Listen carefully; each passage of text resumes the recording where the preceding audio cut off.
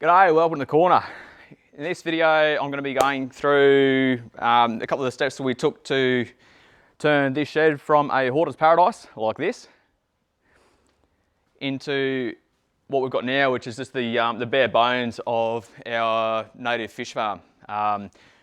This aquaculture system is going to be part of an aquaponic system, which is going to be in the next, one or two videos that come through. Basically, wanted to give you guys a rundown of how we got to this step, seeing as though it's probably going to be one of the more lengthy videos. The next one to come is going to be either setting up the aquaculture system from here or setting up the aquaponics outside. So yeah, if you want to stay tuned and see what those are up to, feel free to like and subscribe, and yeah, keep an eye out. We're also on Facebook and Instagram. This is my first YouTube video, so if it's your first time, welcome aboard and see if we can get through this together, eh? Yeah, so this is basically the bare bones of the fish farm. We'll get to this later on in the video as to how we got here, but for now, we're going to go outside and clean up the yard.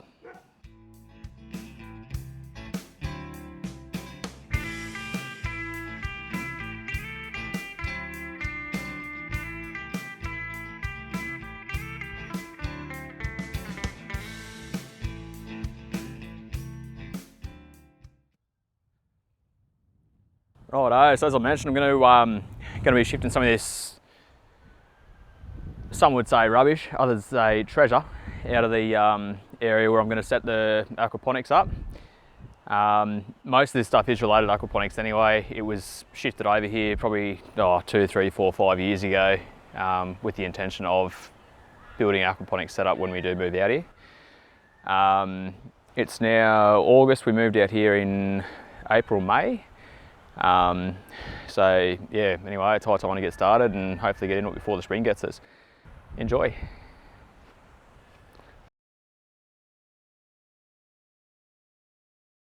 I've got a few of these NFT channels. These ones here are just made out of some stormwater pipes. I did get these off Facebook Marketplace a couple of years back. I don't think I paid anything for them. They're not bad. They're not as good as the square channels with the little riffles in them. But they do the job, and yeah, we were getting some pretty good tomatoes out of these.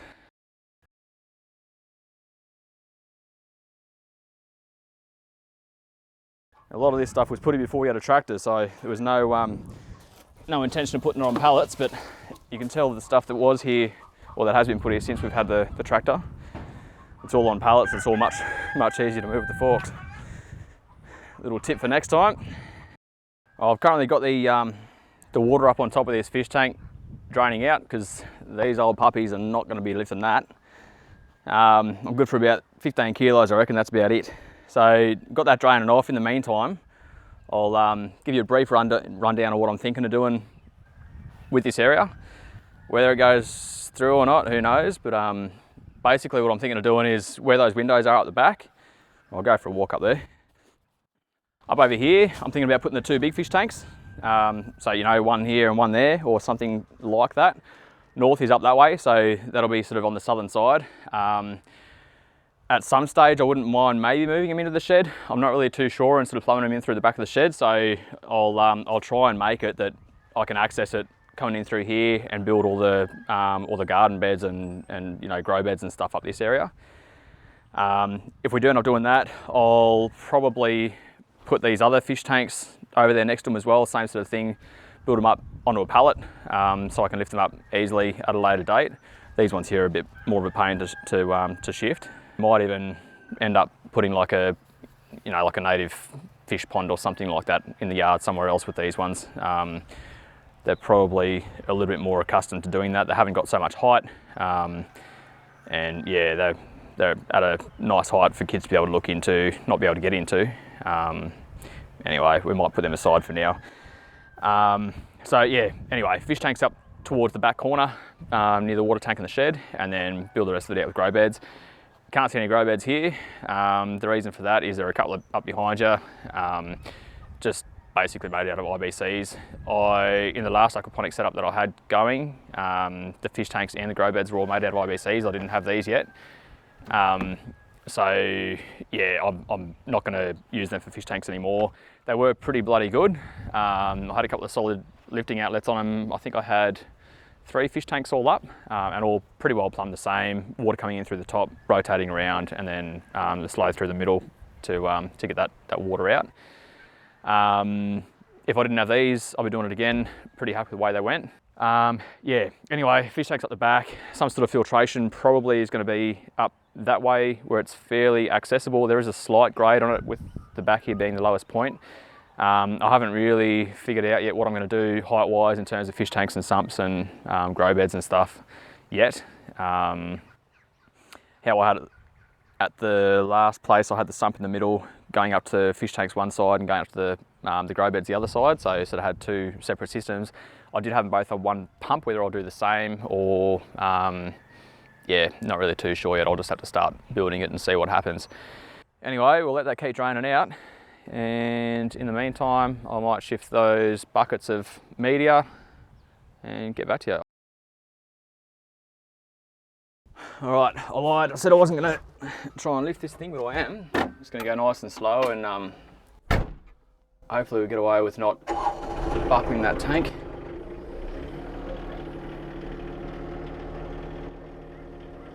Righto, we've got a blank canvas. How good's this? So a couple of more bits and pieces to pick up. Get that out of the way and we'll do some planning.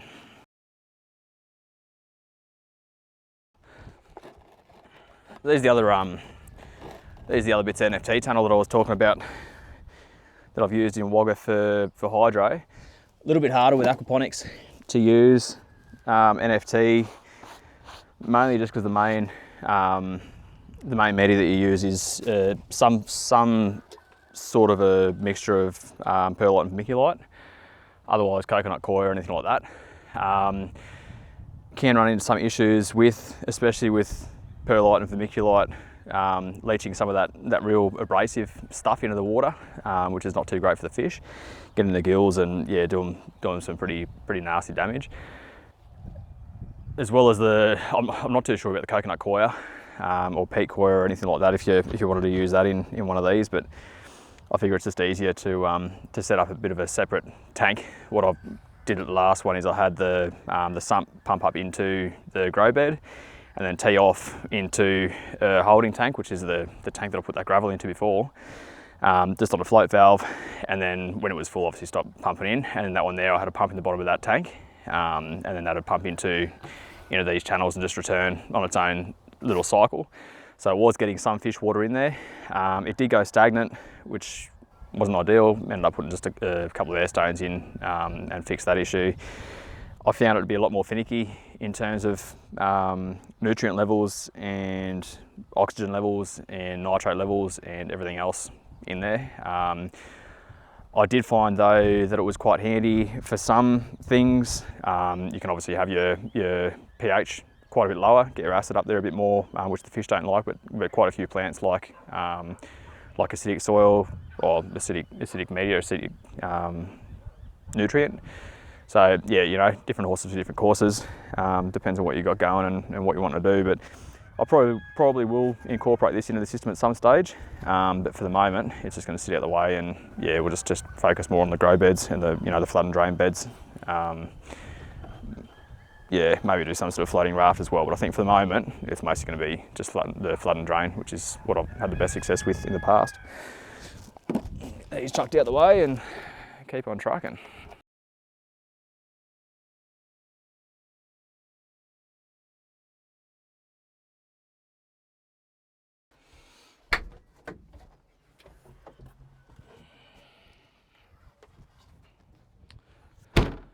Righto, that's day one. I've got to go pick up kiddo from preschool. Not too bad, I reckon. I wasn't too sure how long it would take me to clean all that stuff up out of there.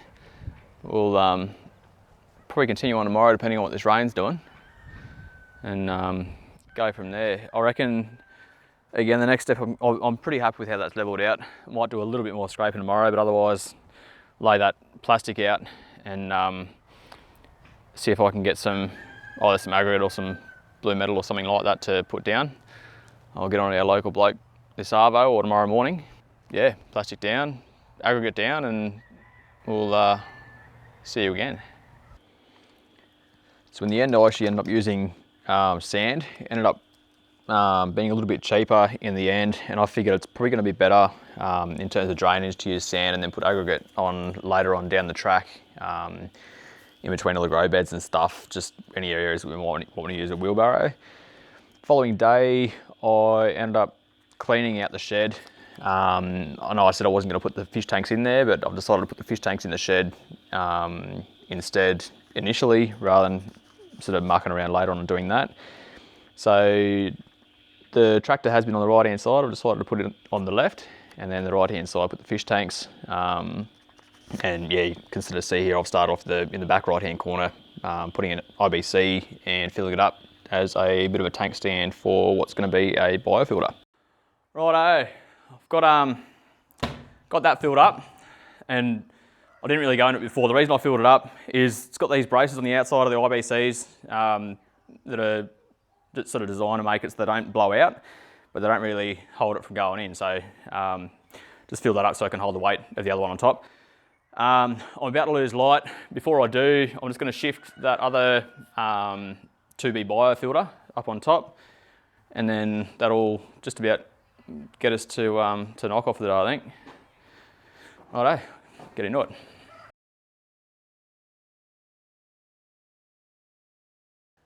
Righto, we've got a new morning. I've just finished my coffee, got some sunshine, the day's looking good. Yesterday, yeah, just got up to filling that bottom tank up and chucking the top one on there. Hasn't got any media in there yet. We'll do that all later. First part of what I'm going to do today is I've got some fish tanks to roll into the shed, so I'll do that. I'm just going to put them face down because the face is the widest part, just so I can see it. They're all going to fit in there. I'll chuck them in here. I've got 4 to put in. I don't know that I'll fit all 4. I'll fit 3 at least. Yeah, we'll get into that, sort of roughly lay it out, and then that'll probably just about finish up this video. And then what I'm going to do in the next couple of weeks is I'm probably going to put up 2 separate videos, one of plumbing up the aquaculture side of it, and then another one outside of doing the grow beds and getting the hydro or the plant side of things going. So yeah, I'll roll these tanks in and we'll get into it, eh?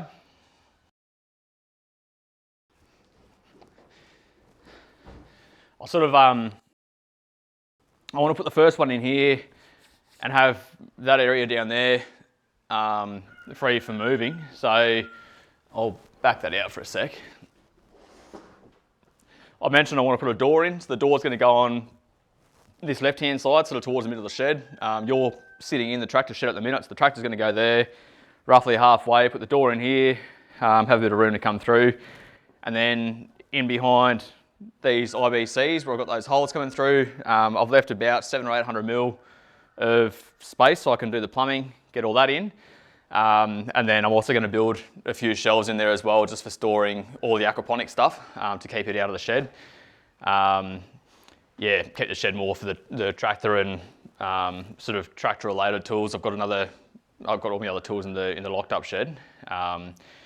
But yeah, all the other stuff that can sort of stay out, I'll have out here on my little workbench that I've made this week. Yeah, aquaponic stuff, all the hydrochloric acid and salt and any nutrients, anything like that, I'll keep on the other side over there so it's out of the weather, but easily accessible, and sort of use up that bit of space that I've essentially left so I can access the plumbing. So I want to put one of these tanks down here. I'll do that with this one, if I can flip him over.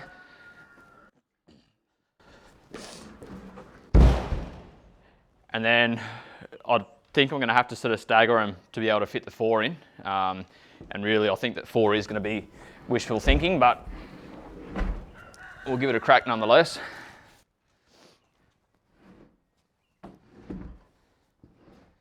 I'm not going to need access behind here. I'm going to have all the plumbing coming out this side, so I'm happy enough to have them sort of backed right into that wall. Something that might have to do, I think. Doesn't leave a hell of a lot of room in there, but I suppose they don't really need that much room in there either. You know what? I think I like that better. Need a bit of room to get in between all of them. Might even shift them all up this way a little bit. I still want access. I don't think I'm ever going to need to drain these out, but I do still want access down there, so I'll leave a little bit of room so I can get into it.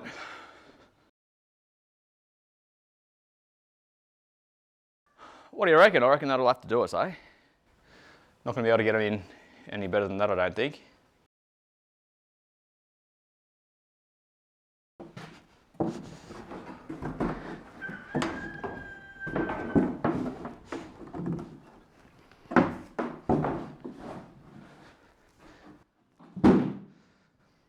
Right, so these are the tank stands that these things came with.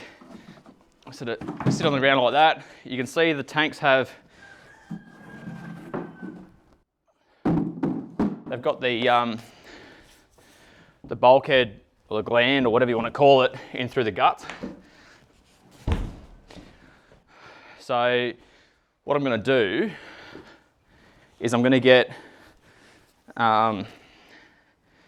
for the outlet, I'm going to get, I think it's 2 inch, looks like 2 inch.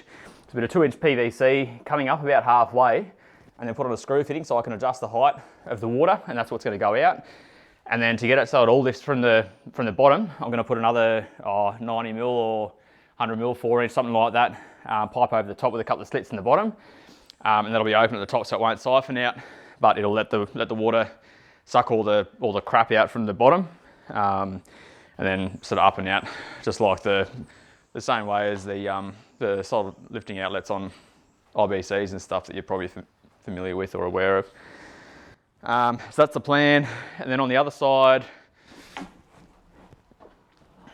I'm going to put I'll see if I can get 245s, otherwise I'll have to do a 90, but I'm hoping I'll be able to get 245s.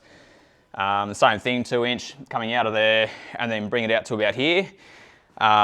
Hook it up onto just on a wall valve so I can isolate each of them if I need to, and then from there I'll put them on like just a common bit of pipe that goes straight out.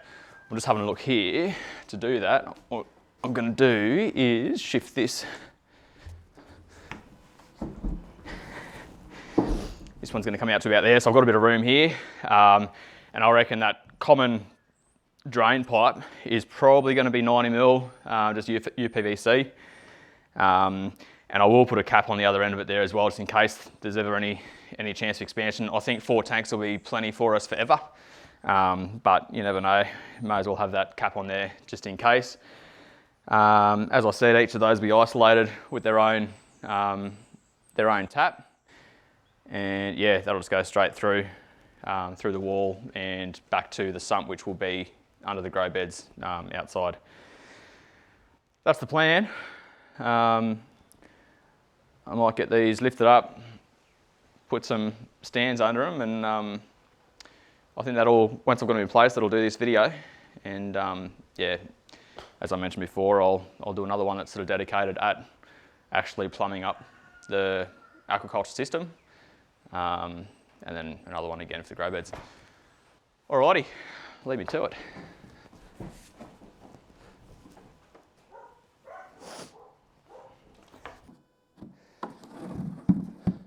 Just taking care to make sure that all these tanks are going to have, obviously, the pipe coming through. I'm going to make sure that I'm going to be able to face them the right way. That drain pipe's going to go along there, so yeah, be able to square it in. That looks pretty good.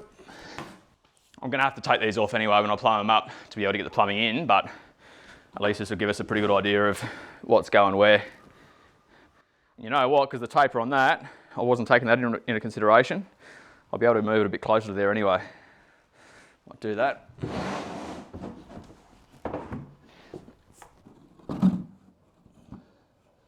Be a little bit tight for the plumbing, but we'll work it out.